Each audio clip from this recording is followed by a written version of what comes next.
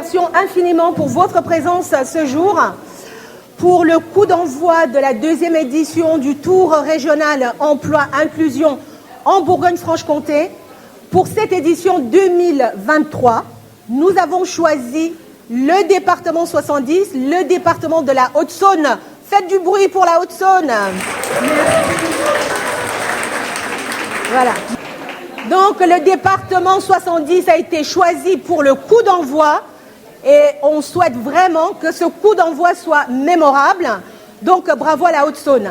Donc la Haute-Saône, mais également l'agglomération de Vesoul, la ville de Vesoul. Du bruit pour la ville de Vesoul, l'agglomération. Merci beaucoup, merci beaucoup. Alors donc, juste profiter de cet instant. Je ne prendrai pas très longuement la parole. Je tiens déjà à remercier donc Madame Christelle Rigolo, élue du département de la Haute-Saône à nos côtés. Je profite aussi de l'instant pour remercier infiniment l'ensemble de nos partenaires. Vous êtes présents en très grand nombre dans les différentes salles. Merci infiniment à vous. Alors, un mot spécial, bien sûr, pour les entreprises co-organisatrices, le groupe Indibat, la BNP, mais également Receptel.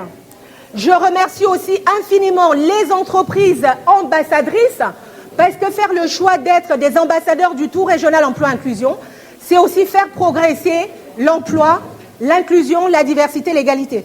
Nous avons fait le choix de venir ici, dans un quartier prioritaire de la politique de la ville, pour montrer que dans les quartiers prioritaires de la politique de la ville, il y a beaucoup de talents. Donc, nous invitons l'ensemble des talents que je vois déjà en nombre à venir rencontrer les entreprises.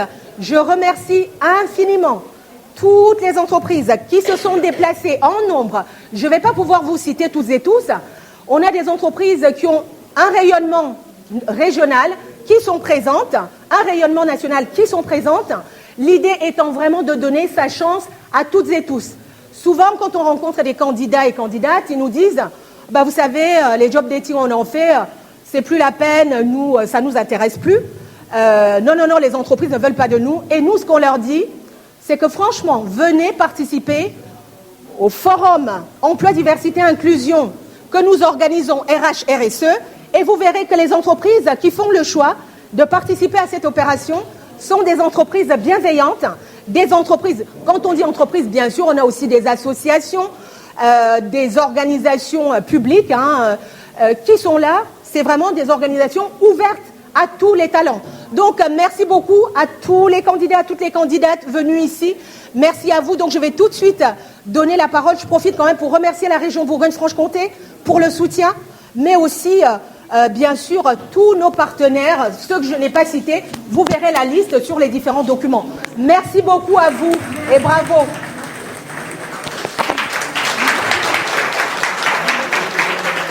La parole à l'élu de l'étape. Merci beaucoup. Bonjour à toutes et à tous. Je voudrais déjà excuser le président du département, Yves Cratinger, qui était retenu par d'autres obligations, donc il m'a chargé de le représenter. Donc c'est un grand plaisir d'être parmi vous aujourd'hui pour prendre part à cette journée de rencontres et d'échanges, parce que je pense qu'elle va être riche en échanges et en rencontres. On voit déjà qu'il y a beaucoup de monde pour ce début de journée. La recherche d'une société inclusive est au cœur des débats publics et ce concept centre l'enjeu de non-discrimination autour du statut des femmes, mais pas seulement, des personnes handicapées, immigrées ou racisées. Bien souvent, on voit qu'il y a encore beaucoup de discrimination sur ce sujet-là.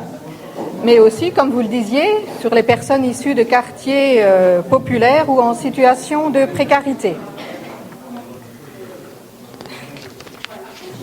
J'ai un petit discours, pas très long, mais voilà, comme ça a été fait un petit peu au pied levé, on va dire que voilà, j'ai besoin de mes notes. Bien sûr, pas de souci.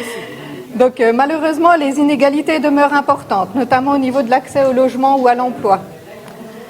D'après un sondage IFOP qui a été mené l'année dernière, à la demande des défenseurs des droits, 4 demandeurs d'emploi sur 10 se déclarent victimes de discrimination à l'embauche. D'ailleurs, on a pu voir, il y avait un essai qui avait été fait sur des CV anonymes, et on voyait quand le CV était anonyme, les personnes étaient prises sur l'emploi, et dès l'instant où il y avait soit le genre, soit l'origine ethnique, on voyait que les CV pouvaient être refusés. Donc ce chiffre reflète le vécu des personnes concernées et la nécessité d'un travail spécifique et constant pour endiguer ces déséquilibres. Donc il y a eu un travail d'accompagnement en vue d'examiner la diversité des situations, et les personnes ne se heurtent pas aux mêmes obstacles selon leur profil. Parmi toutes les thématiques qui vont être discutées aujourd'hui, parce qu'il y a des tables rondes cet après-midi, donc je souhaiterais évoquer celle de l'insertion professionnelle des personnes en situation de handicap.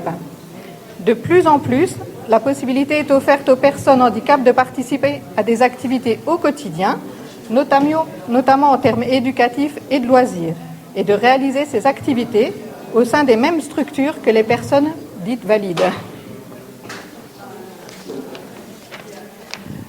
Par exemple, les enfants en situation de handicap sont maintenant beaucoup plus souvent scolarisés dans des établissements ordinaires. Malheureusement, comme j'ai pu le dire précédemment, les inégalités demeurent importantes, notamment au niveau de l'accès à l'emploi. Sur ce point, l'étendue des discriminations vécues par les personnes concernées se donne à voir en quelques chiffres. Le taux de chômage des travailleurs reconnus comme handicapés est presque le double de celui des populations dites valides. Et pour ces personnes-là, malheureusement, les retraites sont bien souvent moins favorables, puisqu'elles ont souvent eu plus de périodes de chômage que les autres personnes. Et puis, selon les types de handicap aussi, leur degré, leur visibilité, parce que des fois on dit « Ah, mais celui-ci, il n'a rien », mais en fait, c'est un handicap qui ne se voit pas. Donc, les personnes peuvent se heurter aussi aux mêmes obstacles. Et bien souvent, on ne reconnaît pas les troubles qui sont invisibles. Donc, les raisons qui nourrissent les réticences à former ou recruter des personnes handicapées sont nombreuses. Tout d'abord, les stéréotypes défavorables, souvent liés à un manque de formation sur le handicap, mais aussi des obstacles matériels pour mettre en place des aménagements nécessaires. Donc j'espère que les ateliers prévus aujourd'hui permettront aux différents acteurs présents aujourd'hui de se rencontrer et de mettre en lumière la façon dont chacun peut agir. Je pense tout d'abord au rôle indispensable des associations, puisque le secteur associatif se place au cœur de la concertation par la connaissance fine des situations de chacun. Je remercie à ce titre l'association Halte Discrimination pour l'organisation de ce moment. Après, on est dans des locaux qui ne sont pas forcément faciles pour se rencontrer, mais en même temps, des petites pièces, ça peut permettre d'échanger plus facilement. Donc, vous pouvez compter sur le soutien du conseil départemental, ainsi que de l'ensemble des associations présentes qui œuvrent en direction de la diversité et de l'égalité des chances à tous les échelons de la société. D'ailleurs, je crois qu'on va signer une convention de partenariat prochainement. Elle est... Tout à fait, tout à fait, merci. Voilà, donc ensuite, il n'y a pas seulement les associations, mais il y a les entreprises. Les normes de productivité du monde professionnel pénalisent les personnes qui ont besoin de plus de temps pour exécuter les tâches. Les entreprises ont donc la noble mission d'adopter les outils préventifs nécessaires à la prise en compte des besoins permettant aux salariés en situation de handicap d'atteindre leur pleine capacité à agir. C'est un combat, on peut dire ça, c'est un combat qui ne peut se gagner sans l'implication des entreprises, et je tiens à remercier les milieux économiques et leurs représentants qui sont présents aujourd'hui. Voilà, un dernier mot sur le rôle de l'État et des collectivités. C'est quand même à nous de montrer l'exemple dans nos recrutements, tout simplement. À ce niveau, on peut dire qu'on peut être fier du conseil départemental, qui aujourd'hui a 106 agents reconnus comme travailleurs handicapés, qui représentent 8,5% des effectifs. Donc c'est une fierté de pouvoir compter sur les emplois et un gage de soutien envers nos concitoyens. Pour conclure, je dirais que les victimes de discrimination ont l'impression d'un combat qui leur échappe et ressentent souvent un grand sentiment de solitude. Ce n'est pas une fatalité. Donc le Tour régional emploi et inclusion nous montre que les acteurs et actrices du territoire ont à cœur d'agir ensemble pour faire évoluer les mentalités, au sein des organisations privées et publiques, que ce soit les entreprises, les administrations, les collectivités, le monde de l'enseignement, les associations, j'espère oublier personne. Hein. Voilà, donc je vais finir là-dessus en vous souhaitant à toutes et tous une agréable journée et de bons échanges. Merci. Merci. Merci. Merci infiniment, Madame la conseillère départementale, pour vraiment ces belles paroles. En tout cas, vous apportez là votre soutien. Et comme vous l'avez si bien dit, les acteurs et actrices du territoire engagés ensemble, une action collective pour, bien sûr, faire grandir la culture de l'inclusion, de l'égalité, de la diversité au sein des organisations. Merci à Pôle emploi, merci à l'ensemble des organisations donc ici présentes. Je ne vais pas vous citer toutes et tous, mais merci encore à vous. Et que le tour régional emploi-inclusion en Bourgogne-Franche-Comté soit lancé, officiellement ouvert. Merci à vous.